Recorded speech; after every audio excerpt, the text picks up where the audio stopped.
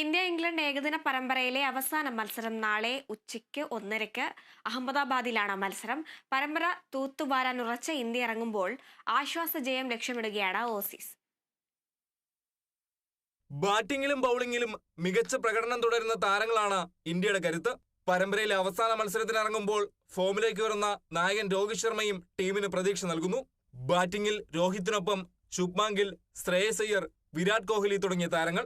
Allrounder നിരയിൽ Axar Patel, Hardik Pandya, Ravindra Jadeja. ബൌളിംഗിൽ spin കരുത്തായി ജഡേജയും Varun ചക്രവർത്തിയും. Muhammad Shami ഉൾപ്പെടെ താരങ്ങളും ഇംഗ്ലണ്ടിന് വെല്ലുവിളിയാകും. ജോ റൂട്ട് നയിക്കുന്ന ഇംഗ്ലണ്ട് നിരയിൽ ബെൻ ഡക്കറ്റ്, ലിവിങ്സ്റ്റൺ തുടങ്ങിയ താരങ്ങളാണ് കരുത്ത്. ജാമി ഓവർട്ടൺ, ആദിൽ റഷീദ് തുടങ്ങിയവർ ബൌളിംഗിലും പ്രതീക്ഷ നൽകുന്നു.